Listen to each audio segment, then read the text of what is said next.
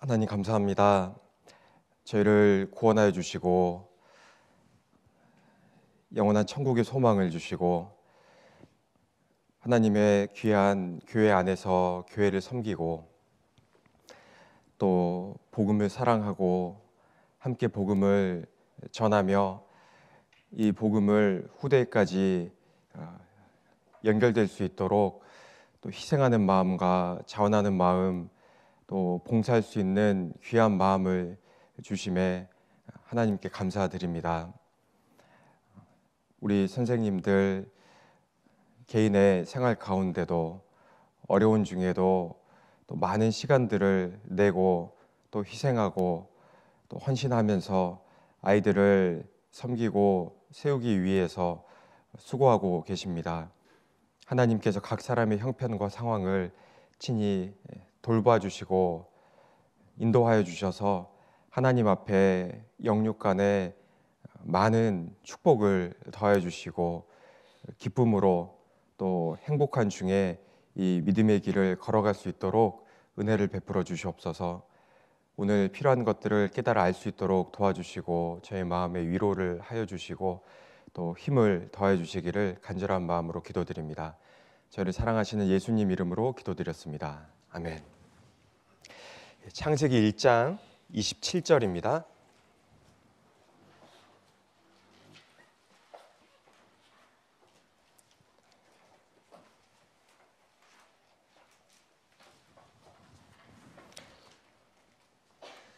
창세기 1장 27절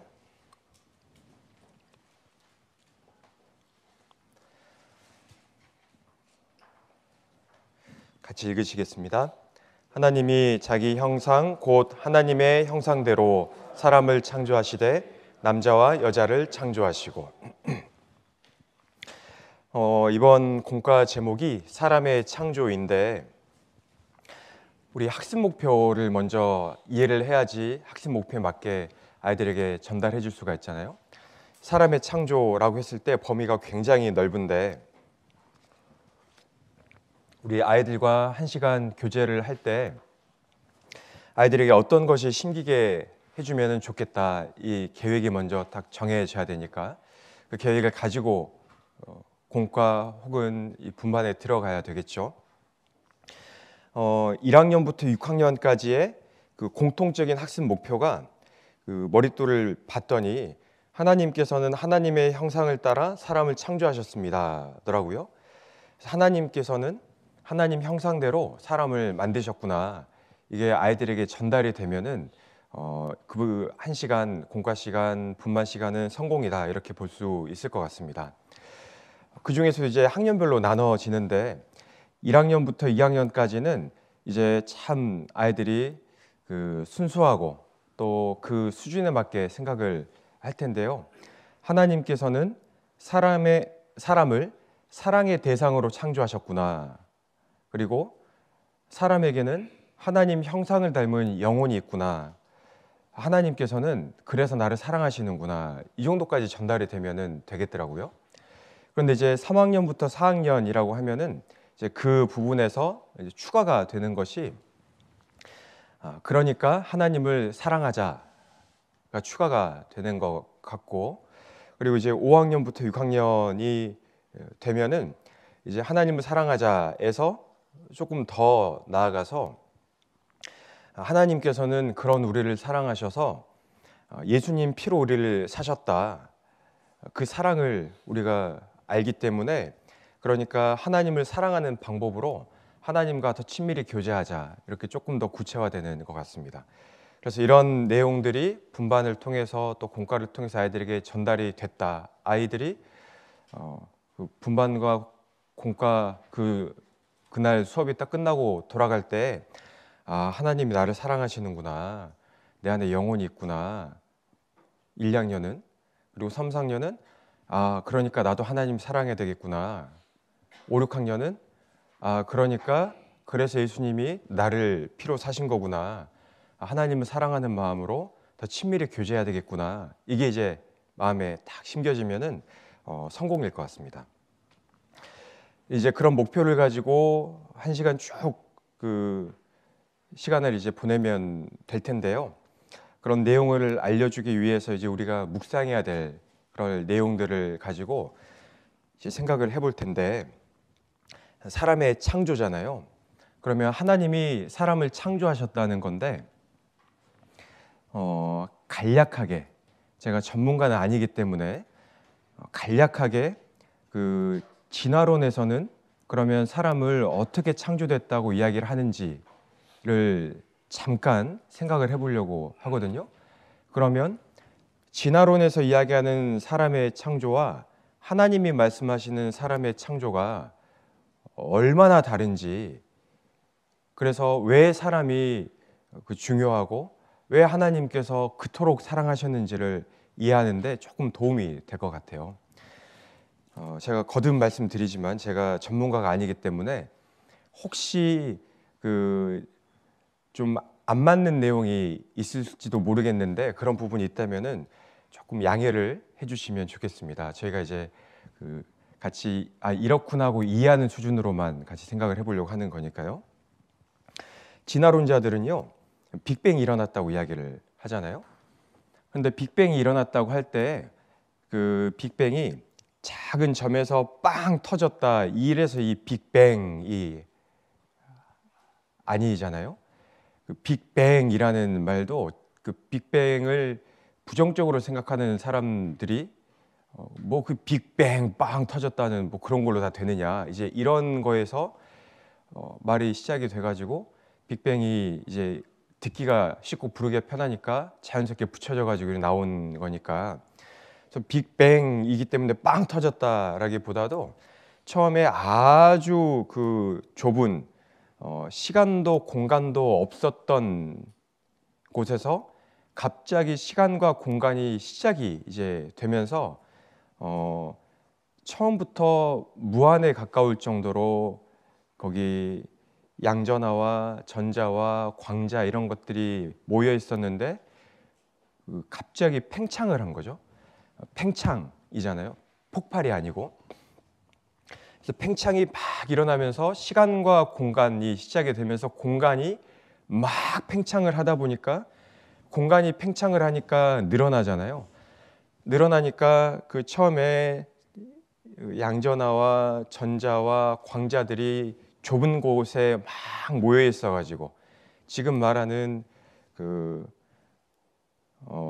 원자 핵과 전자 사이의 거리도 무시될 정도로 아주 빽빽하게 모여 있었기 때문에 광자가 이제 빛인데 광자도 움직이지 못할 정도로 꽉 끼어 있었다고 이야기를 하거든요.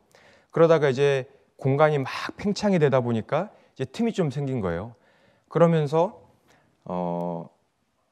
양전하와 전자 사이에 간격이 좀 생기면서 전자기력에 의해서 양전하와 전자가 일정 거리를 딱 유지하면서 서로 이제 붙잡히면서 이제 원소를 이루게 되는 거죠. 모였다가 이렇게 딱 이렇게 좀 거리가 멀어지면서 전자기력에 의해서 원소가 생겨나면서 수소와 헬륨 이런 것들이 생겨나려고 이제 하니까, 그때 이 전하와 전자 그 양전하들 사이에 틈이 좀 생기니까 광자가 움직이기 시작한 거예요.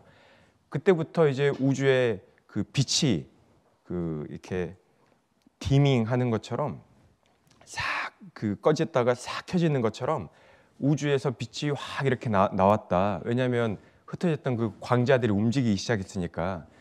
그래서 빛이 빵 터져가지고 막 여기저기로 막 이렇게 터져가는 그런 이미지가 아니고 공간이 막 팽창이 이제 되어 있거든요. 그래서 광자도 다 흩어져 있어요. 그러다가 틈이 좀 생기니까 광자들이 막 조금씩 움직이기 시작하니까 우주 전체적으로 빛이 싹 들어오는 그런 이미지인 거예요. 빅뱅에서 이야기하는 이야기가. 그래서 원소가 이제 시작이 되니까 제일 처음에 당연히 우주를 가득 채우고 있었던 원소는 양전하 하나, 원자 하나, 이게 자연스럽게 우주를 채우는 가장 큰 대부분의 원소가 되어야 되겠잖아요. 그게 수소입니다. 원자 번호 1번 수소. 그러니까 우주는 수소가 굉장히 대부분을 차지하고 있었고, 원자 번호 2번이 헬륨인데 양전하가 하나가 아니고 이제 두 개가 되고 거기 중성자가 두 개가 되고 전자가 두 개가 되면은 이제 헬륨이 되거든요. 그러니까 많아봐야 양전하가 하나든지 양전하가 두 개든지 이제 그 정도까지밖에 안 되는 거잖아요. 우주에 이렇게 차 있는 것들이.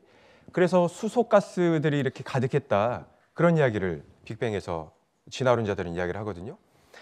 그러다가 이제 가스 구름들이 조금 뭉쳐나고 동일하게 퍼졌다고는 하지만은 어느 정도의 불균형이 우연히 생겼기 때문에 그 불균형에 의해서 그 모여 있는 곳을 중심으로 중력 때문에 점점 모여들어서 점점 커지니까 가스 구름들이 생겨나고 그래서 점점 모이니까 이제 그 수축이 돼 가지고 그 수축이 된 것이 수소와 헬륨 이런 것들이 모여 가지고 이제 별을 만들었다.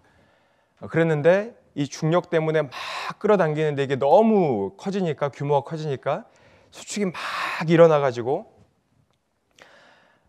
따라오고 계시죠? 못 따라오고 계셔도요. 그냥 그런가 보다. 이렇게 이제 들으시면 돼요.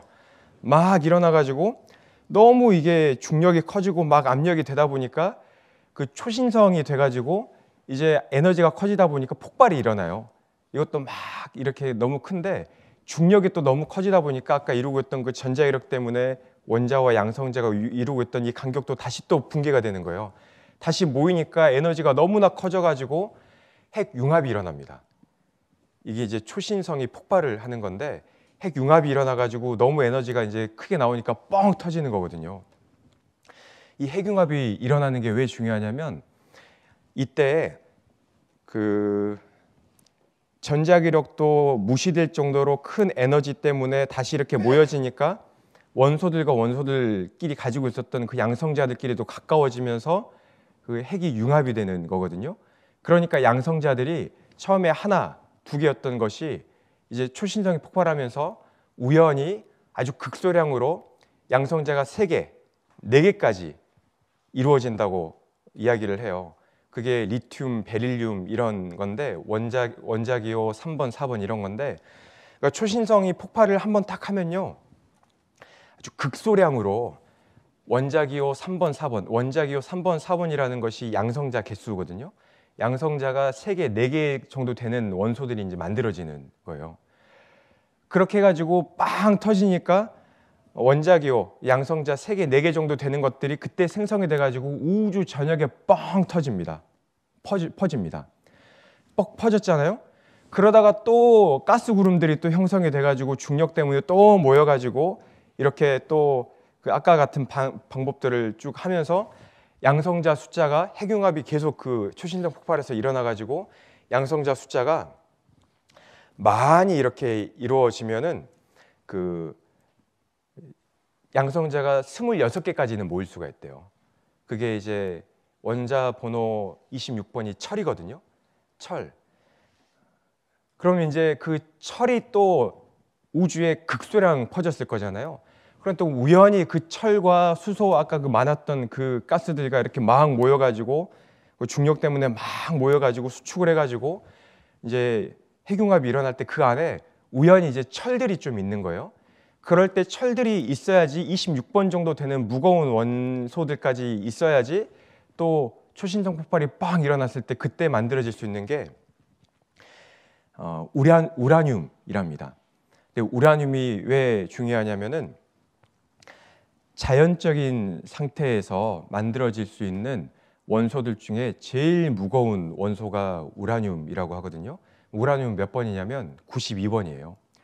근데 93번, 94번까지는 아주 미세한 양이 있긴 하는데 대부분 이제 만들어지는 것이 92번까지는 자연적으로 만들어질 수 있다. 근데 이제 그런데 또 이렇게 들으시다가 어떤 전문가 선생님들께서 또 이야기를 하실 수가 있죠. 근데 저희가 학교에서 배울 때는 118번까지 했다고 배웠는데요. 그럴 수 있잖아요. 근데 92번, 93번, 94번까지는 자연적으로 만들어질 수 있는데 그 후로는 이제 과학자들이 인위적으로 만든 원소입니다. 그러니까 자연에서 만들어질 수 없는. 그러니까 아까 양성자 숫자가 더해지면은 그게 막 새로운 원소들이 만들어진다고 했잖아요. 그러니까 우라늄 이런 데다가 93번, 94번 이런 데다가 이제 뭐 하든지 아니면 다른 원소들을 이렇게 핵융합을 하든지 해가지고 실험실에서 인위적으로 만든 것이 지금 118번까지 성공을 했대요. 119번은 지금 아직 실험 중에 있답니다. 그러니까 자연적으로 만들어질 수 있는 게 92번인데 우리 지구에요. 92번이 있어요. 우라늄이 있잖아요.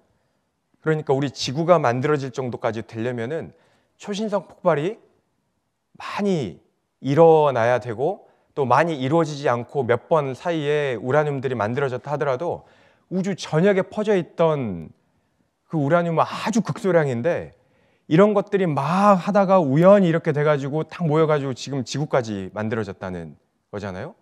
이게 이제 그 진화론에서 이야기하는 그 창조의 순간이거든요. 그러다가 우연히 가스 구름들이 뭐 우라늄까지 포함한 이런 가스 구름들이 만들어져 가지고 좀 모여 가지고 원시 태양계가 만들어졌고 그러다가 우연히 이렇게 만들어져 가지고 태양을 중심으로 해서 수금지와 목도 천에 이런 행성들이 옆에 이제 뛰는데 그런데 또 보면 지구형 행성이 수성, 금성, 지구, 화성까지죠. 틀린 거 있으면 알려주세요. 아직 그 못 따라오시는 분들은 이제 금방 끝나니까 조금만 더 참아주시고 그러다가 지구형 행성들이 이렇게 만들어지면은 지구형 행성은요 좀 특별해요. 암석으로 되어 있기 때문에. 그래가지고 그 진화론자들이 이야기하는 거를 보면은 초기 그 태양계에서는 태양의 온도가 너무 뜨거웠기 때문에 지구형 행성처럼 태양이랑 가까웠다면은 물 있죠. 물 같은 것들 이런 것들이 다 타버렸을 거라는 거예요. 다 증발돼 버렸을 것이다. 그리고 태양풍이 너무나 셌기 때문에 그런 것들이 다 날아가 버렸을 것이다. 그런데 또 이해가 안 되는 것이 지구상에 있는 물이 너무나 많잖아요. 지구 표면을 그 싸고 있는 것이 물이 71%가 물로 덮여 있다고 하는데 이게 또 이해가 안 되는 거예요. 진화론자들이. 왜냐하면 수성, 금성, 화성 이런 데는 물이 이렇게 안 덮여 있잖아요. 물이 지구상에 이렇게 많은 것도 또 특별한 뭔가를 또 넣어요. 그래서 이렇게 많은 물은 지구가 어느 정도 완성이 되었을 때 저 멀리서 물을 많이 품고 있던 어떤 행성이랑 딱 충돌을 해가지고 우리 지구에 이렇게 많은 물이 왔다. 이게 지금 가장 그 인지도가 있는 가설이거든요. 그렇게 해가지고 우주가 그렇게 만들어지고 태양계가 그렇게 만들어지고 우연히 지구까지 만들어졌다. 그런데 그 상태에서 우연히 또 이런 상황이 돼가지고 무기물에서 유기물이 만들어졌다. 그런데 무기물에서 유기물이 만들어진 것은 설명할 수는 없다. 아직까지 설명 못한다고 합니다. 그래서 이제 유기물이 만들어졌고 그러다가 많은 그런 진화들을 쭉 통해서 이제 사람까지 왔다. 이게 진화론이거든요. 그러니까 얼마나 많은 우연을 겹쳐가지고 지금 이렇게 온 게 진화론이고 하나님께서는 태초에 하나님이 천지를 창조하시니라. 멋있잖아요. 그런데 제가 한번 예전에 궁금해가지고 막 고민을 해본 적이 있어요. 공부를 해본 적이 있는데 도대체 그러면 어떻게 만들어졌다고 설명을 하는가 그래서 방금 했던 것들 쭉 이렇게 막 공부를 해본 거예요. 그랬는데 제일 처음에 아까 그 과학자들이 지금까지 설명하고 있는 제일 처음의 상태가 탁 퍼져가지고 이제 그 원소들이 만들어지면서 우주에 빛이 들어왔다고 했잖아요. 그게 지금 과학자들이 설명을 할 수 있는 제일 처음이거든요. 그 이전은 모른답니다. 이제 좀 보시면 아시겠지만은 거기까지는 우리가 설명할 수 있다. 그 이전은 모른다 하거든요. 근데 우리는 창세기 1장에 이미 하나님 말씀하셨잖아요. 3절에 하나님이 가라사대 빛이 있으라 하심에 빛이 있었고. 그래서 제가 그거 공부를 해보고 이걸 딱 보니까요. 하나님은 이미 다 말씀하셨는데 처음에 빛이 있으라 하셔가지고 빛부터 시작을 한 거니까 그거를 그렇게 연구해가지고 이제 찾아낸 거구나. 그런 생각도 좀 들었었습니다. 근데 이 진화론의 특징이 그렇게 하다 보니까 사람의 가치가 없는 거예요. 그렇게 큰 우주에 그렇게 많은 우연의 산물일 뿐이다. 그리고 이 우주 어딘가에는 그렇다 보니까 또 우리와 같은 사람들이 얼마든지 있을 수 있다. 그러니까 사람의 가치가 이제 없어지는데 하나님께서는요, 사람을요 그렇게 창조 안 하셨잖아요. 2장 7절을 보시겠습니다. 2장 7절.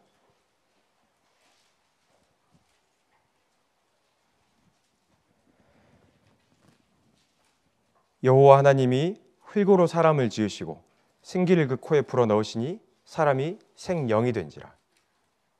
하나님께서는 제일 처음부터 우주를 딱 만드시고 별들을 만드시고 행성을 만드시고 그 안에 생물들을 다 만드시고 종류대로 만드신 다음에 사람을 딱 만드셨는데 사람을 흙으로 지으셨다고 말씀하셨거든요. 그래서 사람은 죽고 난 다음에 땅에 묻히면 흙으로 다시 다 돌아가잖아요. 너는 흙이니 흙으로 돌아갈 것이니라 하시니라 라는 말씀처럼 하나님은 아주 명쾌하게 말씀하셨습니다. 하나님께서는 우주를 창조하시고 흙으로 사람을 만드셨어요. 그리고 사람 속에다가 하나님의 형상을 닮은 영혼을 넣어주셨습니다. 창세기 1장 27절 다시 보시면 하나님이 자기 형상 곧 하나님의 형상대로 사람을 창조하시되 남자와 여자를 창조하시고 하나님이 자기 형상 곧 하나님의 형상대로 사람을 창조하셨습니다. 2장 7절에 여호와 하나님이 흙으로 사람을 지으시고 생기를 그 코에 불어넣으시니 사람이 생명이 된지라. 흙으로 사람을 지으신 다음에 하나님의 형상을 닮은 영혼을 사람 몸속에다 싹 넣어주신 거예요.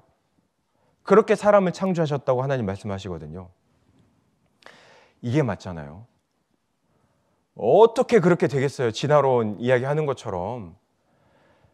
그렇게 되려면은 그 원자번호 92번까지 만들어지는데 그 많은 우연을 뚫고 지나가가지고 그 우연히 그 많은 그 무거운 원소들이 우연히 막 와가지고 금 같은 것들, 뭐 인 같은 것들, 황 같은 것들 그런 것들이 우연히 다 이렇게 다 사람 살기 좋게 뭉쳐져가지고 그런 것들이 적절하게 유지가 돼가지고 딱 이 지면 온도는 그렇게 사람 살 수 있게 되고 비행기가 날아다니는 온도는 영하 50도 정도가 딱 돼가지고 지면에 딱 사람 살 수 있도록 형성이 되면서 다 그 지구에서 태양까지 그 거리가 이렇게 유지가 돼가지고 물이 날아가지도 않고 유지가 딱 되게 어떻게 그렇게 되겠습니까?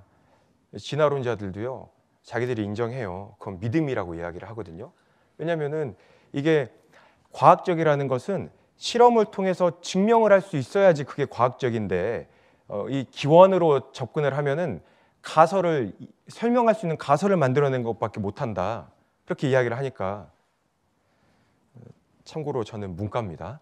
저기 틀린 거 있으셔도 좀 양해를 해주셔요. 그런데 이게 왜 중요하냐면요, 관점이 완전히 달라요. 성경은요, 하나님께서 사람을 창조하셨다고 하시잖아요. 그런데 진화론은 사람에게 가치가 없어요. 얼마든지 생길 수 있다. 우리가 얼마나 작은 존재인가. 이제 그렇게 수렴을 합니다. 근데 이 성경에서는요, 하나님께서는 사람을 창조하셨는데 얼마나 중요하게 생각하시고 사람 중심으로 창조를 하셨는지 제가 이번에 이거 묵상하면서도 깜짝 놀랐어요. 이렇게까지는 생각을 안 해봤는데 야 진짜 이게 맞구나. 큰 도움이 됐는데 시편 8편 3절을 보시겠습니다. 시편 8편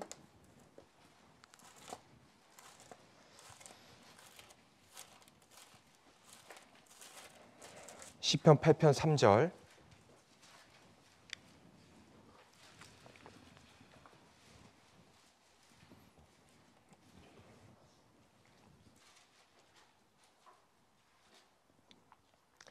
같이 읽겠습니다.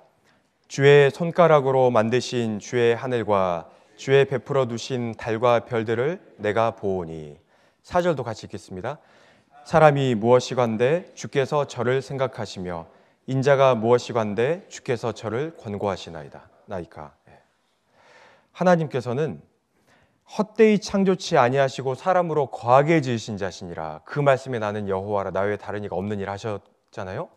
그러니까 하나님께서는 사람으로 거하게 창조를 하셨습니다. 사람 살으라고. 이 지구도, 이 우주도요, 주의 손가락으로 만드신 주의 하늘과 주의 베풀어 두신 달과 별들을 내가 보오니, 하나님께서 하늘도 만드시고 달도 만드시고 별도 만드셨는데, 사람이 무엇이간데 주께서 저를 생각하시며 인자가 무엇이간데 주께서 저를 권고하시나이까. 이 시편 기자가 볼 때는요, 저 우주를 보고 밤하늘을 보고 달과 별들을 쭉 보는데 하나님이 저것들을 다 만드셨는데 도대체 사람이 무엇이길래 하나님 사람을 이렇게 생각하십니까? 이런 묵상을 했잖아요. 이 우주가 누구를 위해서 만들어졌냐면은, 이 우주는요, 사람을 위해서 만들어진 거예요.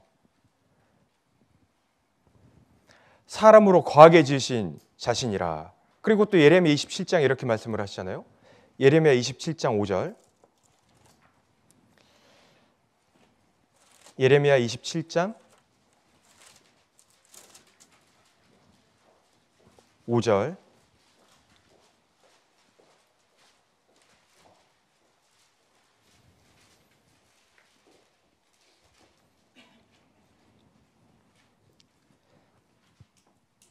나는 내 큰 능과 나의 든 팔로 땅과 그 위에 있는 사람과 짐승들을 만들고 나의 소견에 오른 대로 땅을 사람에게 주었노라. 하나님께서 땅을 사람에게 주셨다고 하셨거든요. 이 땅을요, 사람을 위해서 만드신 것이 맞잖아요. 땅을 사람을 위해서 주시고, 하나님은 사람과 짐승도 만드셨는데 짐승은 누구를 위해서 만드셨냐면은 사람을 위해서 만드셨잖아요. 그래서 여기 창세기 1장 28절에 하나님이 그들에게 복을 주시며 그들에게 이르시되 생육하고 번성하여 땅에 충만하라. 땅을 정복하라. 바다의 고기와 공중의 새와 땅에 움직이는 모든 생물을 다스리라 하시니라. 하나님이 가라사대 내가 온 지면에 씨 맺는 모든 채소와 씨 가진 열매 맺는 모든 나무를 너희에게 주노니 너희 식물이 되리라.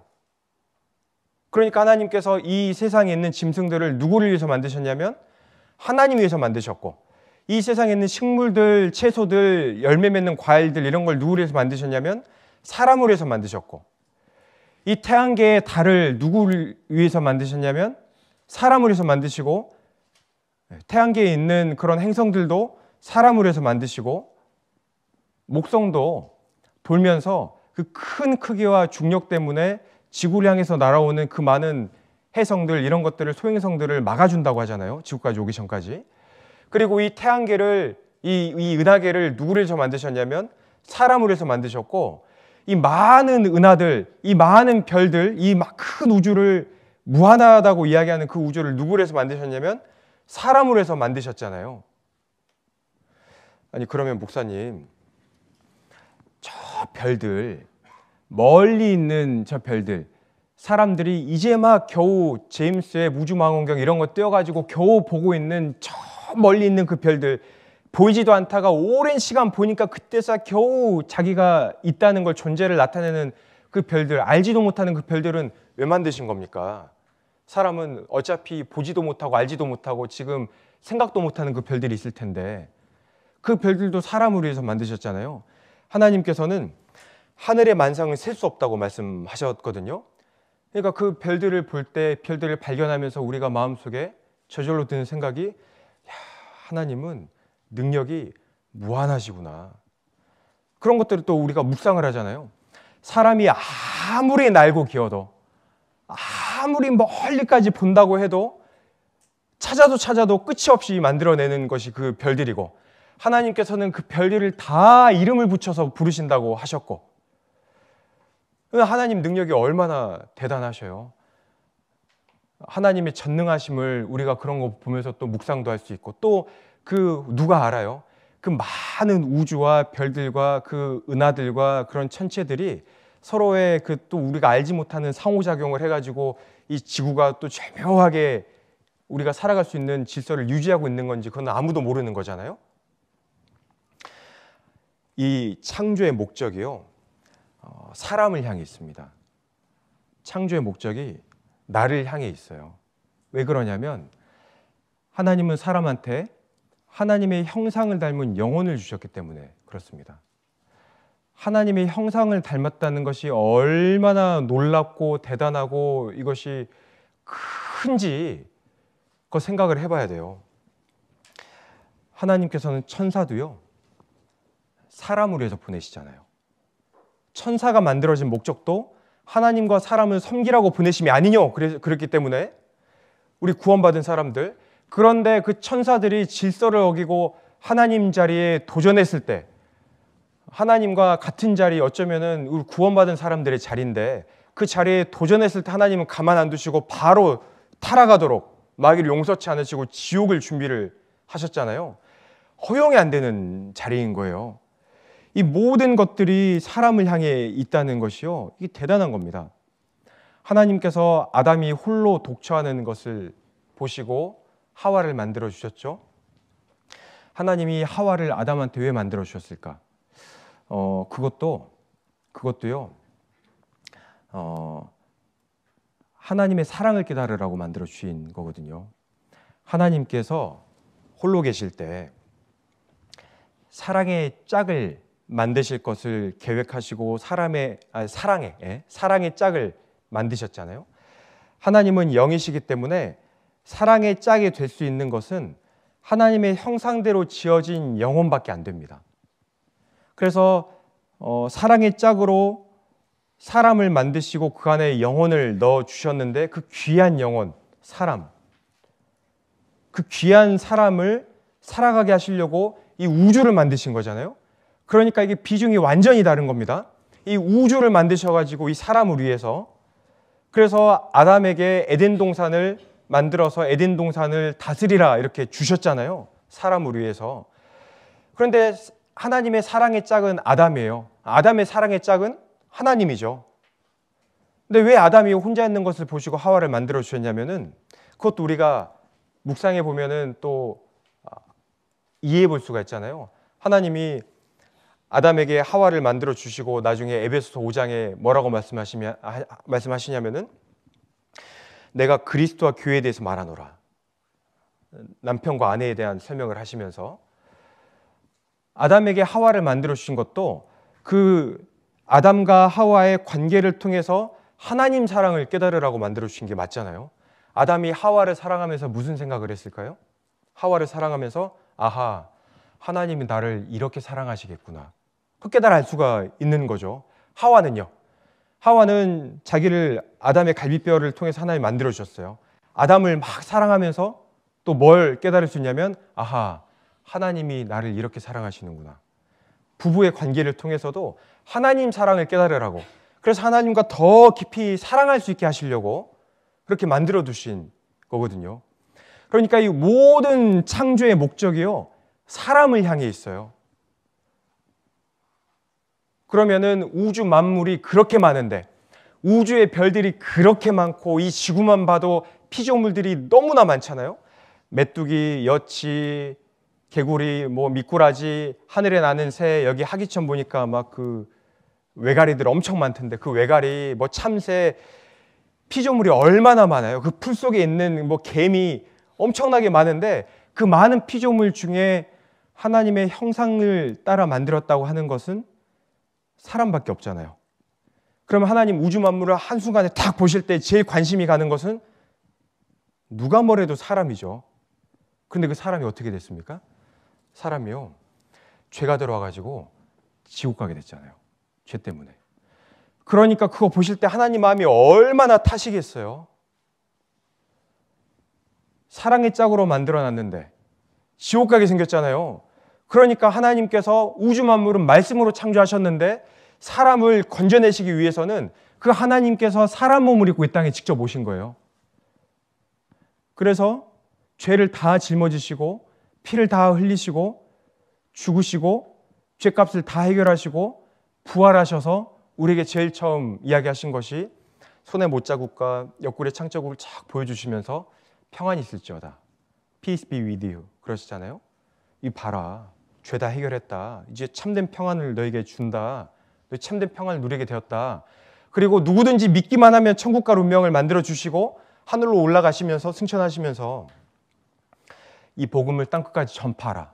말씀하셨잖아요.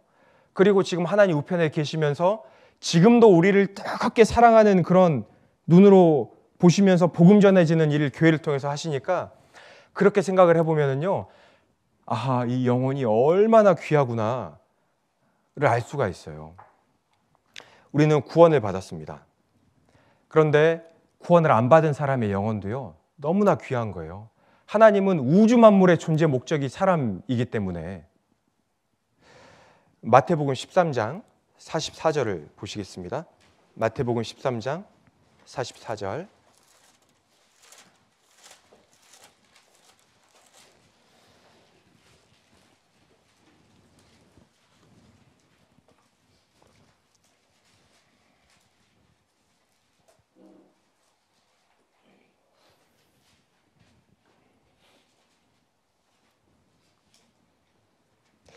(44절) 같이 읽겠습니다. 천국은 마치 밭에 감추인 보화와 같으니 사람이 이를 발견한 후 숨겨두고 기뻐하여 돌아가서 자기의 소유를 다 팔아 그 밭을 샀느니라. 우리 주일 말씀 시간에 자주 해주시는 본문 내용 중에 하나죠. 여기 첫 번째 나오는 밭에 감추인 보화, 이것은 하나님 편에서 사람에게 해주시는 일이고, 45절부터 46절에 극히 값진 진주 하나, 이거 만난 이 장사, 이 사람에 대한 이야기는 이제 사람이 하나님 편에 하는 이야기잖아요. 여기 44절에 보면은 천국은 마치 밭에 감추인 보화와 같다. 이 밭은 세상입니다. 밭은 세상이요, 좋은 씨는 천국의 아들들이요, 가라진 악한 자의 아들들이요, 이렇게 쭉 나오니까 바로 위에 38절에 밭은 세상이요 나오잖아요. 그러니까 이 밭은요 세상입니다. 이 세상에는 너무나 많은 수고가 있고 너무나 많은 어려움도 있고 또 죄로 인한 사망도 있어요. 그런데 밭은 일하는 곳이기 때문에 하나님께서 일하시는 곳입니다. 이 밭에요 감추인 보화가 있는 거예요. 하나님이 이 세상을 보실 때 보화와 같은 것, 하나님의 형상대로 지으심을 받았다고 하는 사람의 영혼이 있어요. 하나님 보실 때 사람의 영혼이 얼마나 큰 보화겠습니까? 이 밭에요 보화들이 막 있는 거예요. 그렇게 생각을 해보면, 여기 잠깐 이거 이야기를 하고 갈게요. 이제 구원 의심을 하는 분들, 구원 의심을 하는 분들 중에 이런 의심을 하는 분들도 계시더라고요. 아니 그거 세상죄, 하나님이 많은 사람들 죄를 짊어지고 죽으시니까 많은 사람의 죄를 위해서 오신 것은 알겠다. 그런데 그 중에 나도 하나 그냥 얹혀진 거 아닙니까? 하나님이 나를 그렇게까지 사랑하셨다는 것이 제가 이해가 잘 안 됩니다. 그래서 구원 의심이 됩니다. 이런 구원 의심도 있더라고요. 제가 설마 지금 이 이야기 했다고 이 이야기에 붙잡혀가지고 구원 의심 시작하는 분은 없으시겠죠? 완전히 그거는 이제 잘못 이야기한 게 되는데, 그게 이제 아닌데. 근데 이제 그런 구원 의심을 하는 분들이 있잖아요. 그런데 반대로 생각을 해보시면은요, 숫자가 많든 적든 하나님 보실 때에는 하나님 형상을 닮은 영혼이에요. 감히 하나님 형상을 닮았다는 피조물이 우주 만물 중에 하나도 없는데 사람만 있잖아요. 그러니까 하나님 형상을 닮은 영혼들이 많든 적든지 간에 나 하나만 있더라도요 얼마나 하나님 보시기에 귀하겠어요. 자녀들이 많다고 해가지고 그 자녀 하나가 안 소중합니까? 자녀가 하나가 있든 많이 있든 자녀 하나는 부모에게 소중한데 그 사랑도 하나님 사랑에 비하면은 뭐 발끝만큼도 못 가는 사랑이잖아요. 하나님이 나 하나만 있어도요 그 귀한 영혼이기 때문에, 하나님 형상을 닮은 영혼이기 때문에 그냥 두실 리가 없잖아요. 얼마나 사랑하셨겠어요. 한 사람을 위해서 오시죠. 하나님은 사람의 영혼을 보실 때 보화와 같은 거예요. 이 밭에요 이 보화들이 있어요. 근데 이 보화들이 다 죽게 생겼잖아요. 다 지옥 가게 생긴 거예요. 그러니까 사람이 이를 발견한 후 숨겨두고 기뻐하여 돌아가서 자기의 소유를 다 팔아 그 밭을 샀느니라. 이제 예수님께서요, 하나님께서 자기 소유를 다 팔아가지고 이 보화들을 사셨습니다. 자기 소유를 다 팔았다는 것은요, 아버지한테 독생자 아들이 있다고 하면 그 아버지의 모든 것은 독생자 아들이에요. 뭘 준다고 해도 독생자 아들이랑 못 바꿉니다. 근데 그 아들을 내주신 것은 자기 소를 다 합한 거랑 똑같아요. 예수님께서는요, 자기 목숨을 다 내주셨어요. 다 팔아가지고 그 밭을 샀느니라. 영혼들을 사신 겁니다. 피값으로 사신 거예요. 다 사놓으셨습니다. 이제 누구든지 이 말씀을 듣고 믿기만 하면 이 영생을 얻을 수 있도록 이미 사람들 영혼은 다 사놓으셨어요. 안 믿으니까 지옥에 가지. 사람의 영혼이 죽어 있잖아요. 내가 먹는 날 정령 죽으리라. 근데 아담이 한 짓을 좀 보세요. 내가 먹는 날 정령 죽으리라. 하나님께서는 사람을 위해서 이 모든 것을 다 창조를 해놓으시고 사람에게 다 주시고 다스려라 다 주셨어요. 그리고 하나님을 사랑할 수 있는 그 증표를 또 주셨잖아요. 그러니까 마귀 편 선택하지 말고 하나님 편을 선택해라. 먹으면 정령 죽으리라. 아담은 이미 다 알고 있죠. 이미 다 알고 있으면서도 먹는 날에 정령 죽으리라 했는데 마귀 꼬임에 하와가 넘어가고 하와가 또 약점을 막 건드리니까 아담은 이미 다 알고 있어요. 이거 먹으면 안 되는데, 하나님 먹으면 죽는다고 했는데, 하나님 편 선택해야 되는데, 다 알면서도 그거 먹어버렸잖아요. 마귀 편을 선택을 다 한 거잖아요. 그때로부터 정령 죽으리라 라는 말씀처럼 영혼이 죽어버렸잖아요. 그러니까 하나님 보실 때 그 영혼이 죽어버린 거예요. 하나님과 관계가 다 끊어져 버린 겁니다. 이거 다시 살리시려고 회복하시려고 창세전부터 예수님을 계획을 하시고 예수님을 보내주셔가지고 이렇게 회복을 시켜주셨는데 다 해주셨어요. 이것을요 사람들이요 깨닫습니다. 여기 45절에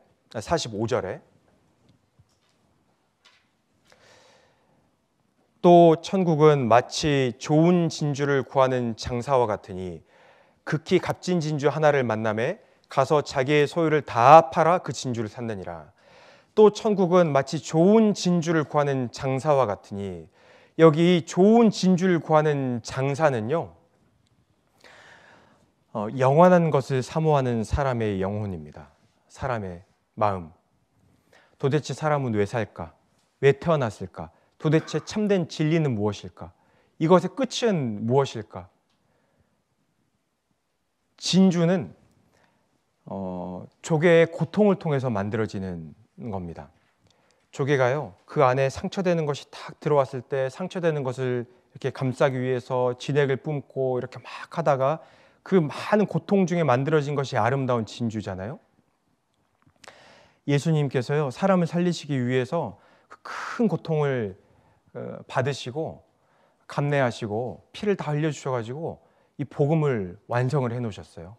죽으시고 부활하셔서 이 복음을 완성을 해놓으셨습니다. 이 값진 진주를요 사람이 만난 거예요. 아하 그렇구나. 이렇게 큰 일을 해놓으셨구나. 이것을 이제 막 찾던 사람이 찾는 중에 만난 거예요. 참된 진리를 막 찾는 사람, 영생을 찾는 사람이 이 값진 진주를 딱 만났습니다. 이 값진 진주 하나를 만남에 이 만난 사람, 이 복음을 깨달은 사람, 이 사람은 구원받은 사람이죠. 이 사람이 가가지고 이제 자기의 소유를 다 팔아 그 진주를 샀느니라. 자기의 소유를 다 팔아 그 진주를 샀다는 이야기는 뭐 헌금을 많이 해서 노력을 많이 해서 복음을 샀다, 구원을 받았다 그 이야기가 아니고 이제 그 진주를 만나서 복음을 깨닫고 나서 보니까 이 진주가 너무나 귀하잖아요. 이건 이제 구원받은 사람의 행동이에요. 자기가 가진 모든 것을 다 팔아서 자기의 남은 인생을 다 들여가지고 이 진주를 위해서 복음을 위해서 쭉 살아가는 그리스도인의 삶의 모습입니다. 그러니까 이 배경에는요 사랑이 들어있잖아요. 하나님이 나를 그렇게 사랑하셨구나. 나를 그렇게 사랑하셔서 사람을 창조하시고 그 안에 사람의 안에 하나님 형상을 닮은 영혼을 넣어 두셔가지고 나를 그렇게 사랑하셔가지고 내 영혼을 살리시려고 이 진주와 같은 복음을 해놓으신 거구나. 나를 그렇게 사랑하셨구나. 그걸 깨달은 사람은요 이제 그 사랑을 위해서 살아가잖아요. 이게 사랑을 깨달은 사람의 모습입니다. 그러니까 이제 연결이 될 수 있겠죠. 아이들에게 하나님이 사람을 창조하셨단다.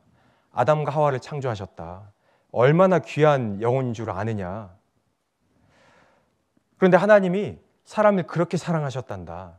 그러니까 우리 아이들, 우리 너희도, 우리 학생들도 하나님이 그렇게 사랑하신다.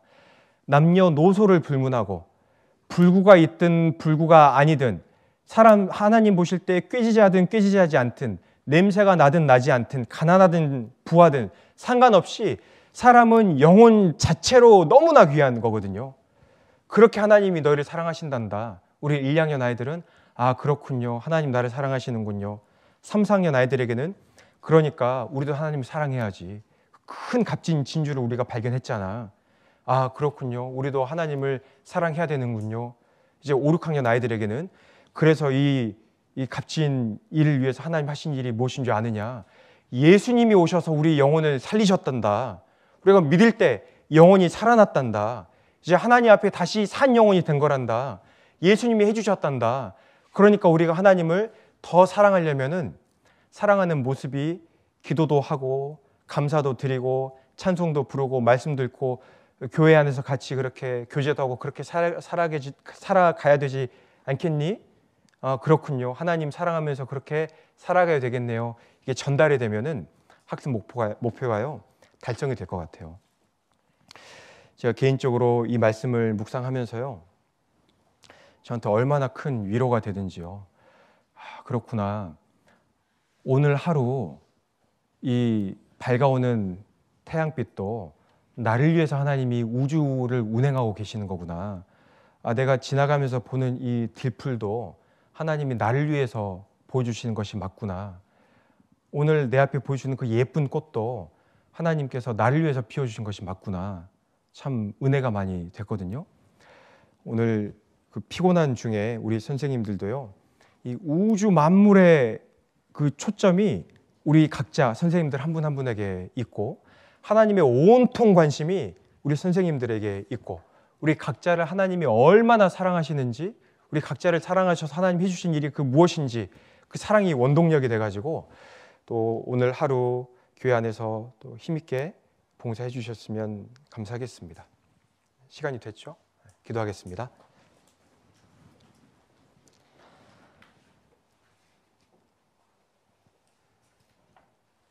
하나님 감사합니다. 저희를 구원하시고 영원한 천국의 소망을 주시고 또 이 낮고 천한 세상을 살아가는 중에 교회를 허락하시고 교회 안에서 함께 복음을 전하고 또 서로 사랑하면서 교회를 섬기고 또 세워가는 일을 할 수 있게 은혜를 베풀어 주심에 감사를 드립니다. 여러 가지 어려운 중에 수고하시는 선생님들께 하나님 크신 위로와 또 축복을 더해 주시고 우리가 또 세우고 있는 아이들 귀한 일꾼으로 성장이 되어서 우리 교회를 통해서 주의 복음이 세상 끝날까지 더욱더 힘있게 전해져 갈 수 있도록 크게 역사하여 주시옵소서. 저희를 사랑하시는 예수님 이름으로 기도드렸습니다. 아멘.